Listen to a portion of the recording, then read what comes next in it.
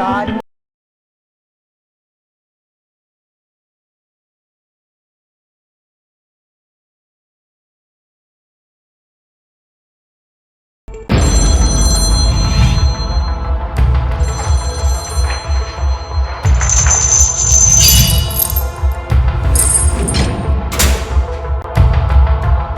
1996ஆம் ஆண்டு கிறிஸ்துமஸுக்கு அடுத்த நாள் பாக்ஸிங் டே தினத்தில் அமெரிக்கா கொலராடோவில் அதிகாலை வேளையில் அமெரிக்காவில் மிக நீண்ட நாட்களாக பேசப்படுகின்ற ஒரு சம்பவம் ஆரம்பம். மிக மனவேதனையை ஏற்படுத்தக்கூடிய இந்த சம்பவம் இன்றைக்கு வரைக்கும் அமெரிக்காவில் ஒரு மிஸ்ட்ரியாவே இருக்கு. 911 emergency. Police. What's going on? 5515th Street. What's going on there, ma'am? We have a kidnapping.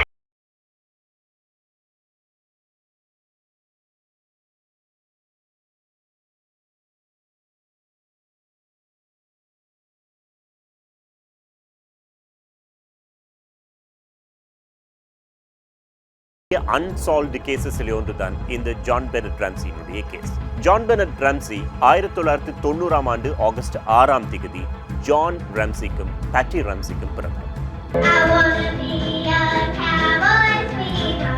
இந்த பொண்ணுக்கு ப்ரூக் ராம்சி என்று ஒரு அண்ணன் இருக்கார். இவருடைய அப்பா மிகப்பெரிய பிசினஸ்மேன். இவருடைய அம்மா பேட்சி 1977ஆம் ஆண்டு மிஸ் வெஸ்ட் வெர்ஜீனியாவா வந்தார். இதனாலேயே தன்னை மாதிரியே தன்னுடைய மகளும் வரணும்ன்றதுக்காக பேட்சி ஜானை சின்ன வயசுல இருந்தே ஃபேஷன் ஷோஸ், மாடலிங் அப்படின்னு சொல்லி ஊக்குவித்தாங்க. இதனால 6 வயசுலேயே ஜான் பெனட் உள்ளூர்ல ஃபேமஸ் ஆயிட்டாங்க.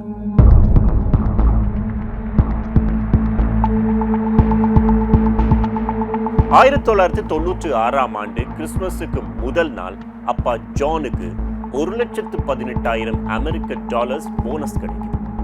இதை செலிப்ரேட் பண்றதுக்காக கிறிஸ்துமஸ் அன்று ஈவினிங் ஃபுல் ஃபேமிலியுமே ஒரு டின்னருக்கு போயிட்டு வராங்க. அடுத்த நாள் காலையிலேயே வெளியூர் போறதுக்கு கூட பிளான் பண்ணியிருந்தாங்க.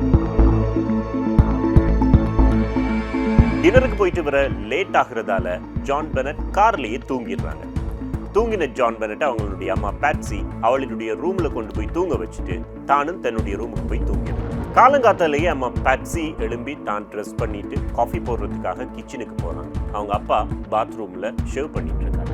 அண்ணா ப்ரூக் தன்னுடைய ரூம்ல தூங்கிட்டு இருக்காங்க. அம்மா பேட்சி மாடியிலிருந்து இறங்கி வர்ற நேரம் ஸ்டெப்ஸ்ல ஒரு நோட் இருக்கிறத பாக்குறாங்க. அந்த நோட்ல மிக கொடூரமான ஒரு செய்தி அவங்களுக்காக காத்துருந்துச்சு.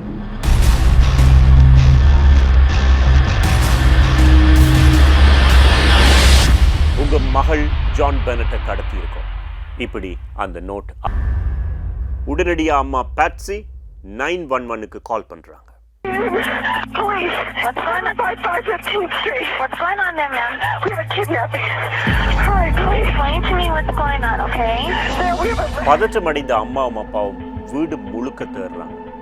அவளினுடைய அண்ணா ப்ரூக்கினுடைய ரூம்ல கூட அவள் பதற்றம் மேலும் அதிகரிக்க தங்களுடைய ஃப்ரெண்ட்ஸுக்கு கூட கால் பண்ணி சொல்றாங்க.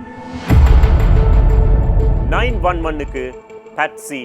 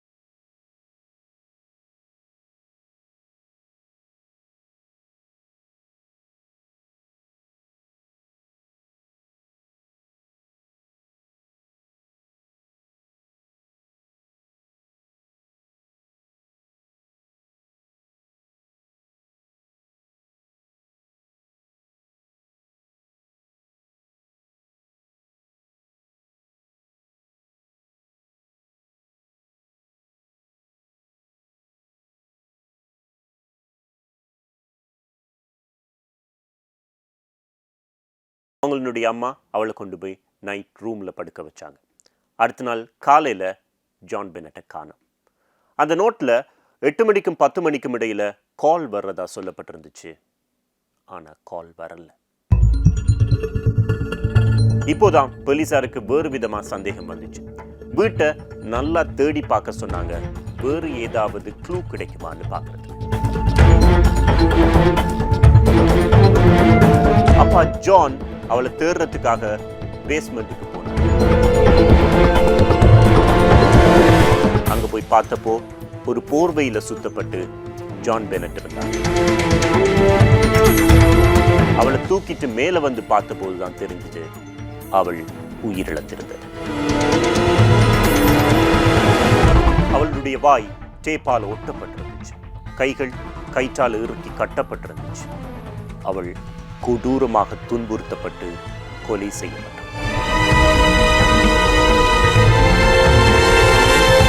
மறுபடியும் போலீசார் வந்து தேட ஆரம்பித்தாங்க. அந்த வீட்டுக்குள்ள வெளியிலிருந்து யாரும் வந்ததுக்கான எந்த ஒரு தடையும் கிடைக்கல. ஒரே ஒரு விஷயத்தை தவிர, அந்த பேஸ்மெண்ட்ல இருந்த உடைஞ்ச ஜன்னல்.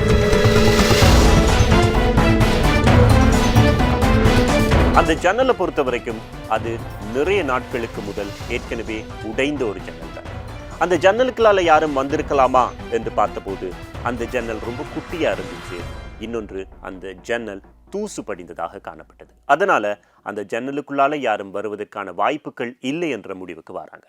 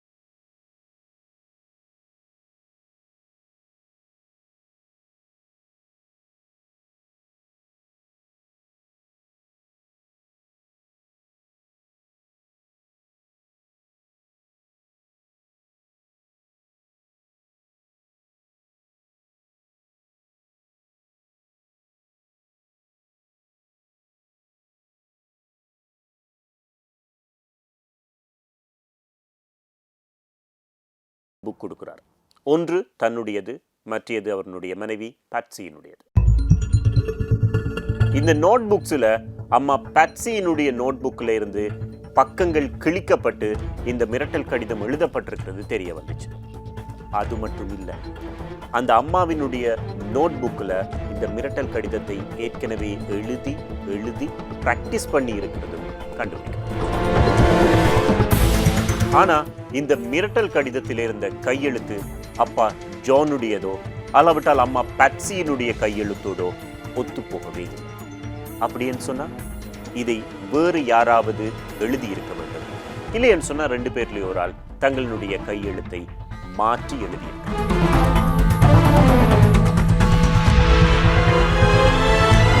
அது மட்டும் இல்லாம இந்த கடிதத்தில் இருந்த பல வசனங்கள் அந்த காலத்துல வெளியான ஒரு இங்கிலீஷ் படத்துல வந்த கிரைம் ஸ்டோரியில இருந்த வசனங்களோட ஒத்துப்போச்சு. Oh, Jesus! I want $2 million. Oh, God! Do not attempt to grow a brain. ஒரு வாரத்துல அம்மா பாட்சி மீது சந்தேகத்தை கிளப்புற மாதிரி சில தடயங்கள் கிடைச்சது. அதுல ஒன்று, ஜான் பெனட் கட்டப்பட்டிருந்த கயிற்றில் இருந்த தடி ஒரு பெயிண்ட் பிரஷ்.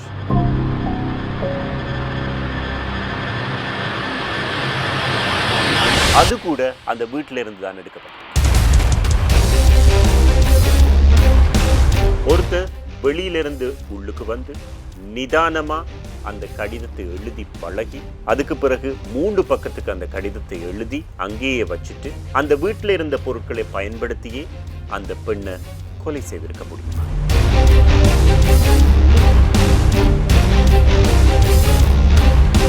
அம்மா பேட்சி நைட் டின்னருக்கு போட்டிருந்த அதே உடையத்தான் அடுத்த நாள் காலையில மகள் ஜான் பெனட் காணாம போன நிறமும் போட்டிருந்திருக்காங்க. சிலரினுடைய தகவல் படி அவங்க ஏற்கனவே மிஸ் வெஸ்ட் வெர்ஜீனியாவா வந்ததால போட்ட உடுப்பை திருப்பி போடுற பழக்கம் அவங்களுக்கு இல்லை. இதனால அம்மா பேட்சி தவறுதலாக மகள் ஜான் பெனட்டை கொண்டிருக்கலாம். அதை மறைக்கிறதுக்காக குடும்பமே ஒன்று சேர்ந்து இப்படி ஒரு நாடகத்தை நடத்தி இருக்கலாம் என்ற சந்தேகம் கிளம்பிச்சு. இதே நேரம் ஜான் பெனட்டினுடைய பெற்றோரினுடைய பிஹேவியர்ஸும் சந்தேகத்தை கிளம்பிச்சு. மகளினுடைய இறப்பு தொடர்பாக போலீஸ் ஸ்டேஷனுக்கு போகாம, விசாரணைகளுக்கு முழு அளவுல ஒத்துழைப்பு வழங்காம ஒரு சில நாட்கள்லயே டிவி இன்டர்வியூக்கு போனாங்க. It's someone outside your home. There is a killer on the loose. John Bennett உயிரிழந்து ஒரு சில தினங்கள்ல வெளிவந்த இந்த இன்டர்வியூ கூட சந்தேகத்தை கிளம்பிச்சு. இந்த இன்டர்வியூல பேட்சி ட்ரக்ஸ் யூஸ் பண்ணி இருந்த மாதிரி தென்பட்டுச்சு. அதுல அவங்க உணர்ச்சி வசப்பட்டு பேசினாலும் அவங்களுடைய கணவர் ஜான் ரொம்ப கூலா இருந்த மாதிரி இருந்துச்சு. I were a resident of Boulder.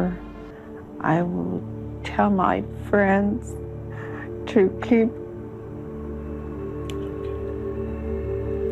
John Bennett மிக கொடூரமாக தாக்கப்பட்டு கொலை செய்யப்பட்டிருந்தார். அவளினுடைய தலையில 8 இன்ச்சுக்கு ஒரு வெடிப்பு இருந்துச்சு. இதே நேரம் ஜான் பெனட்டினுடைய உள்ளாடையில இரத்த கரைகள் மாதிரியான சில அடையாளங்கள் காணப்பட்டுச்சு. அதனால இவங்க பாலியல் துஷ்பிரயோகத்திற்கு உட்படுத்தப்பட்டிருக்கலாம் என்ற சந்தேகமும் வந்துச்சு. ஆனா இது உறுதிப்படுத்தப்படவில்லை. ஆனா அந்த உள்ளாடையில ஒரு வித்தியாசமான டிஎன்ஏ ஒன்று கண்டுபிடிக்கப்பட்டுச்சு. அது ஒரு ஆணுடைய டிஎன்ஏ. ஆனா அது அப்பா ஜானுடையது கிடையாது. இது எப்படி இருந்தாலும் அம்மா பேட்சி மீதான சந்தேகம் மட்டும் குறையவே இல்லை. அவர் இவரை கொலை செய்திருக்கலாம் என்பதற்கான பல ஊகங்கள் வெளியிடப்பட்டுச்சு. அதில் ஒன்றுதான் பெட் வெட்டிங். அதாவது ஜான் பெனட் தொடர்ச்சியாக ஒவ்வொரு நாளும் தன்னுடைய பெட்டிலேயே யூரின் போற பழக்கத்தை வச்சிருக்காங்க. இதுல கோபம் அடைஞ்சு அவங்கள கண்டிக்கிறதுக்காக அடிக்கும் பொழுது ஜான் பெனட் உயிரிழந்திருக்கலாம் என்ற சந்தேகம் கூட கிளப்பப்பட்டுச்சு. ஆனா இது எல்லாமே வெறும் ஊகம் மாத்திரம்தான். இதே நேரம் இன்னும் ஒரு விஷயத்தையும் வெளியிட்டாங்க. ஜான் பெனட்டினுடைய போஸ்ட்மார்ட்டம் ரிப்போர்ட்ல அவங்களுடைய வயிற்றுக்குள்ள ஒரு பழத்துண்டு இருந்தது கண்டுபிடிக்கப்பட்டுச்சு. இது ஒரு அன்னாசி பழமாக இருக்கலாம் என்று சொன்னாங்க. அம்மா பேட்சியினுடைய போலீஸ் ஸ்டேட்மெண்டின் படி ஜான் பெனட் வரும்பொழுதே கார்ல தூங்கிட்டான். அவங்கள தூக்கிட்டு போயிட்டு அம்மா தான் தூங்க வச்சிருக்கிறாங்க. கிரைம் சீன்ல ஒரு பவுல்ல அன்னாசி பழ துண்டுகள் இருக்கிறது கண்டுபிடிக்கப்பட்டுச்சு. அந்த பவுல்ல அம்மா பேட்சியினுடையதும் அண்ணா புரூக்கினுடைய கைவிரல் அடையாளங்கள் தான் இருந்ததாக போலீஸ் ரிப்போர்ட் சொல்லுது.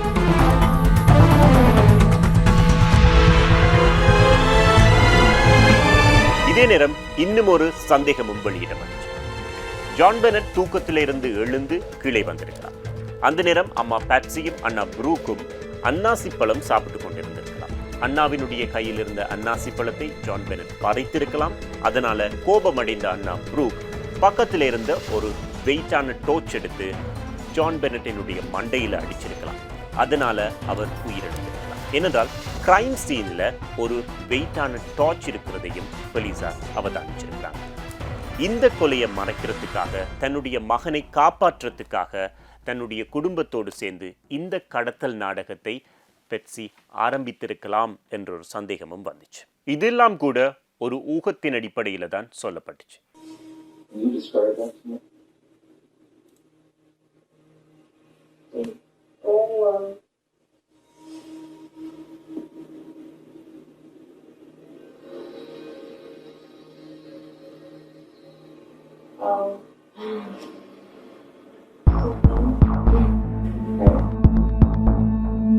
இது இப்படி இருக்கும் பொழுது இந்த கேஸுக்குள்ள புதுசா ஒரு பிரபல்யமான அனுபவம் வாய்ந்த டிடெக்டிவ் உள்ளுக்கு வரார். இவர் மீண்டும் இந்த ஆதாரங்களை ஆராய ஆரம்பிக்கிறார். முதல்ல போலீசாரால நிராகரிக்கப்பட்ட ஆதாரங்கள் ஒன்றுதான் அந்த பேஸ்மெண்ட்ல இருந்த விண்டோ. அதுக்கு காரணம் அது ரொம்ப குட்டியா இருந்ததால அதுக்குள்ள ஒருத்தர் போக முடியாது என்று தீர்மானிச்சாங்க. அதே நேரம் அந்த ஜன்னல்ல சுத்தி இருந்த தூசும் ஒருத்தர் உள்ளுக்கு போயிருக்கிறதுக்கான வாய்ப்பை தடுப்பதாக போலீசார் அந்த ஆதாரத்தை நிராகரித்திருந்தார். புதுசா வந்த டிடெக்டிவ் இந்த விஷயத்தை சீரியஸா பார்க்க ஆரம்பிக்கிறார். தானே அந்த ஜன்னல் வழியாக உள்ளே புகுந்து ஒருத்தரால உள்ளுக்கு போக முடியும் என்றதை நிரூபிக்கிறார். கிரைம் டைம்ல எடுக்கப்பட்ட போட்டோஸை அடிப்படையாக வைக்கிற பொழுது அந்த விண்டோவுக்கு கீழே ஒரு சூட்கேஸ் இருக்கிறது கண்டுபிடிக்கப்படுது. அந்த சூட்கேஸ்ல ஏறி யாராவது ஒருவர் அந்த ஜன்னல் வழியாக வெளியில போறதுக்கான வாய்ப்புகள் இருக்கிறதாக சந்தேகம் மீண்டும் கிளப்பப்படுகிறது. அது மட்டுமல்ல, அந்த பேஸ்மெண்ட்ல சில காலடி தடங்கள் இருக்கிறதும் கண்டுபிடிக்கப்படுகிறது.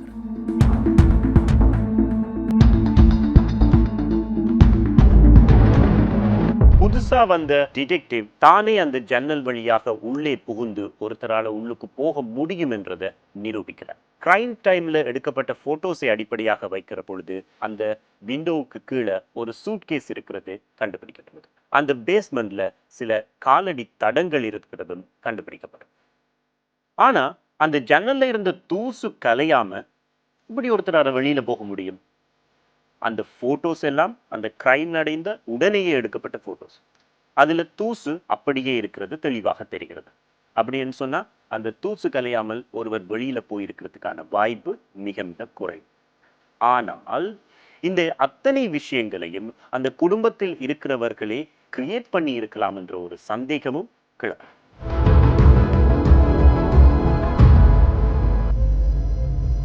இதே நேரம் போலீசார் இந்த கேஸோட தொடர்பு பட்ட சில சந்தேக நபர்களையும் விசாரிக்க ஆரம்பிக்கிறாங்க.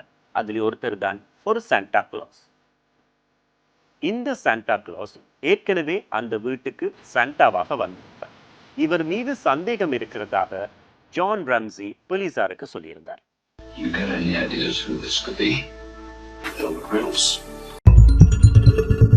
இந்த சாண்டாவை விசாரிக்கிற நேரத்துல அவருடைய மகள் பல வருடங்களுக்கு முதல் கடத்தப்பட்டு கொல்லப்பட்டிருக்கிறது தெரிய வருகிறது. அது மட்டும் இல்லாமல் இவருடைய மனைவி A Little Girl Who Was Killed என்ற ஒரு நாடகத்தை கூட எழுதியிருக்கிறார். இதெல்லாத்தையும் அடிப்படையாக வச்சு பார்க்கிற நேரத்துல இவர் மீது சந்தேகம் வந்தாலும் அங்கே கிடைத்த ஹேண்ட் ரைட்டிங் டிஎன்ஏ பரிசோதித்து பார்க்கிற நேரத்துல அவை எதுவும் இவரோட மேட்ச் ஆகாததால இவர் குற்றவாளி இல்லை என்ற முடிவுக்கு வரார். இரண்டாவதாக அப்பா ஜான் சொன்னது அந்த வீட்டில் வேலை செய்த பெண். கொஞ்ச நாட்களுக்கு முதல்ல அந்த பெண் அவங்கள்ட்ட $2000 கடன் கேட்டிருக்கிறாங்க. ஆனா விசாரிச்சு பார்த்ததுலையும் ஆராய்ஞ்சு பார்த்ததுலையும் அந்த ஹேண்ட் ரைட்டிங்கோ அல்லாவிட்டால் டிஎன்ஏயோ அவருடனும் மேட்சாங்க.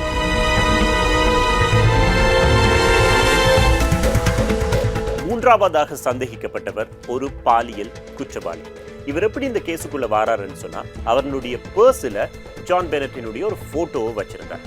அந்த காலத்துல ஜான் பெனட் ஒரு லோக்கல் செலிபிரிட்டி என்றதால அவர் வச்சிருக்க வாய்ப்பு இருக்கிறது. இருந்தாலும் ஏன் எதற்காக அவர் ஜான் பெனட்டினுடைய போட்டோவை வச்சிருந்தார் என்ற ஒரு சந்தேகம் கிளம்புகிறது. ஏனென்றால் இவர் முன்னரே ஒரு பாலியல் குற்றவாளி.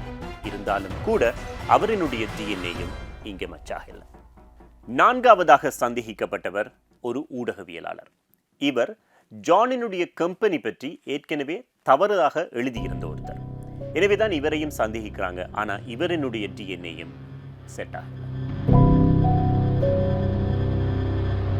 ஆரம்பத்துல போலீசாருக்கு இந்த விசாரணைகளுக்கு பெரிய அளவில் ஒத்துழைக்காத ஜான் பெனட்டினுடைய பெற்றோர் 4 மாதங்களுக்கு பிறகு போலீஸ் விசாரணைக்கு வராங்க.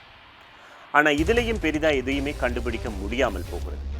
போலீஸ் விசாரணைக்கு பெரிய அளவில் ஒத்துழைக்காவிட்டாலும் அந்த பெற்றோர் திரும்ப மீடியாவுக்கு போய் ஒரு பப்ளிசிட்டி தேடுற ஒரு நோக்கத்துல அங்கதான் அதிக கவனம் செலுத்துறாங்க. இது கூட போலீசாருக்கு சந்தேகத்தை கிளம்புச்சு. This $100,000 reward, God knows who you are and we will find you. Jon பெனட்டினுடைய அண்ணா ப்ரூ, இவர் ஆரம்பத்திலேயோ பிறகோ மீடியாவுக்கு பெரிதாக எதுவும் பேசல. ஆனா ஜான் பென்னட்டினுடைய 20வது நினைவு தினத்தில் 20 வருடங்களின் பின்பு மீடியாவில் பேசுகிறார். மீடியாவில் பேசும்பொழுது அவர்களுடைய நடவடிக்கைகள் மிகவும் வித்தியாசமாக இருந்தது. ரொம்பவும் சந்தோஷமாக சிரிச்சு கொண்டு அவர் பேசிய விஷயங்களை அடிப்படையாக வைத்து மீண்டும் இந்த குடும்பத்தின் மீது சந்தேகம் வலுக்க ஆரம்பிச்சது. I remember the casket was small and just a little bit like droopy or something.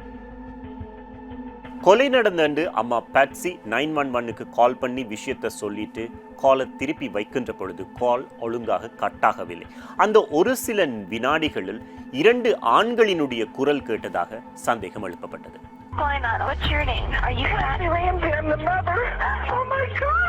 ஒரு குரல் அப்பா ஜானுடையதாக இருந்தால் மற்றைய ஆணின் குரல் எது? அது அண்ணா ப்ரூக்கினுடைய குரலாக இருக்கலாம் என்ற ஒரு ஊகமும் இருந்தது. இருந்தால் என்ன, பெற்றோர் கொடுத்த ஆரம்ப ஸ்டேட்மெண்ட்டில் ப்ரூக் அந்த நேரத்தில் தன்னுடைய அறையில் தூங்கிக் கொண்டிருந்ததாக சொல்லியிருந்தாங்க. இங்கேதான் விஷயம் இடிக்குது.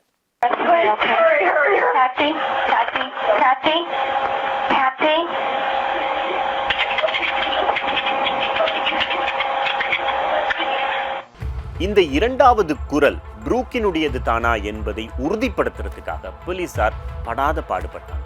ரொம்ப கஷ்டப்பட்டு முயற்சித்தும் அதை அவர்களால் உறுதிப்படுத்த முடியவில்லை. அப்படி உறுதிப்படுத்தி இருந்தால் இந்த குடும்பத்தை இன்னும் தீவிரமாக விசாரித்திருக்கலாம். இது சம்பந்தமாக மீடியாவுக்கு வந்த பெற்றோரிடம் கேட்கப்பட்டது. அதற்கு அப்படியாக இருக்குமாக இருந்தால் அந்த குரல் பதிவை பப்ளிக்காக பப்ளிஷ் பண்ணுங்க என்றது. ஆனா போலீசார் கடைசி வரைக்கும் அந்த குரலை வெளியிடவில்லை. We would challenge the police to release that tape. Make it all public. Let's make it public. சம்பவம் நடந்து சில வருடங்களின் பின்பு இந்த கேஸ் ஆதாரம் எதுவும் இல்லாததன் காரணமாக க்ளோஸ் பண்ணப்படுகிறது. பேட்சியோ அல்லாவிட்டால் அப்பா ஜானோ எந்தவித ஆதாரமும் இல்லாததன் காரணமாக கைது செய்யப்படவில்லை. The Boulder Grand Jury has completed its work. No charges have been filed. இது இப்படி இருக்கிற நேரம் சம்பவம் நடந்து 10 வருடங்களின் பின்பு தனக்கு ஏற்கனவே இருந்த கேன்சர் தீவிரமடைந்ததன் காரணமாக அம்மா பேட்சி உயிரிழக்கிறாங்க. உயிரிழந்த அம்மாவினுடைய உடல் ஜான் பென்னட்டினுடைய அந்த கல்லறைக்கு பக்கத்திலேயே அடக்கம் செய்யப்படுகிறது. 2006 அம்மா பேட்சி உயிரிழந்ததன் பின்பு ஒரு சில வாரங்களில் ஒருவர் அரெஸ்ட் பண்ணப்படுகிறார். தான் இந்த சம்பவங்கள் எல்லாவற்றையும் செய்ததாக அவர் ஒப்புதல் வாக்குமூலம் அளிக்கிறார். I was with Jean Benet when she died. Her death was an accident.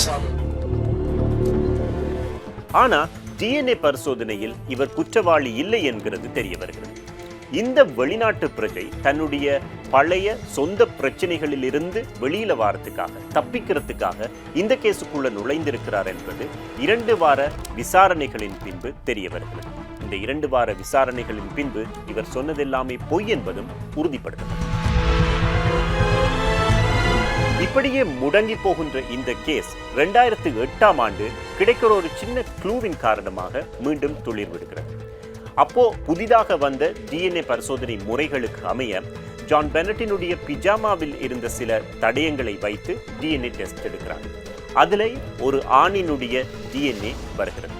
ஏற்கனவே அவனுடைய உள்ளாடையில் இருந்த DNAயும் இந்த பிஜாமாவில் இருந்த DNAயும் ஒத்து போவதன் காரணமாக ஒரு ஆண் இதில் சம்பந்தப்பட்டிருக்கிறார் என்றது தெரிய வருகிறது. ஆனால் இந்த DNA அவர்களுடைய அப்பாவான ஜானினுடைய DNA-உடன் ஒத்து போகாததால குடும்பத்துக்கும் இதுக்கும் சம்பந்தம் இல்லை என்ற மாதிரி தான் சொல்லப்படுகிறது. ஆனா இந்த கேஸ் முடியல. குற்றவாளி யார்ன்றது கண்டுபிடிக்கப்படல. திரும்ப இந்த கேஸ் ஒரு குளறுபடியாகவே இருக்கிறது, கன்ஃபியூஷனாகவே இருக்கிறது. இது இப்படி போய்கொண்டிருக்கிற நேரத்தில் 2013ஆம் ஆண்டு இந்த குடும்பத்திற்கு இதில் சம்பந்தம் இருக்கலாம் என்கின்ற சந்தேகம் இன்னும் வலுப்பெற்றதாலேயும் ஆதாரங்கள் சிலவற்றுக்கான முடிவுகள் தெரியாததன் காரணமாகவும் மீண்டும் இந்த கேஸ் ரீஓப்பன் ஆன அதே வேகத்தில் மீண்டும் க்ளோஸ் ஆகிறது. காரணம், மீண்டும் ஆதாரங்கள் எதுவும் சமர்ப்பிக்கப்படும். இந்த கேஸில் இந்த 3வது DNA என்கின்ற ஒரு விடயம் இல்லாமல் இருந்திருந்தால் இந்த குடும்பத்தை நிறைய விசாரிச்சிருக்கலாம். அந்த குடும்பத்தின் மீது குற்றச்சாட்டு உறுதிப்படுத்தப்பட்டிருக்கலாம். ஆனால் இந்த 3வது DNA-க்குரியவர் யார் என்பதை கண்டுபிடிக்க முடியாமல் போகும். ஆனால் இந்த குடும்பத்தோடு சேர்ந்து மூன்றாவதாக ஒரு நபர் இதில் சம்பந்தப்பட்டிருக்கலாம் என்கின்ற சந்தேகமும் ஊகமும் மட்டும் இருந்தது.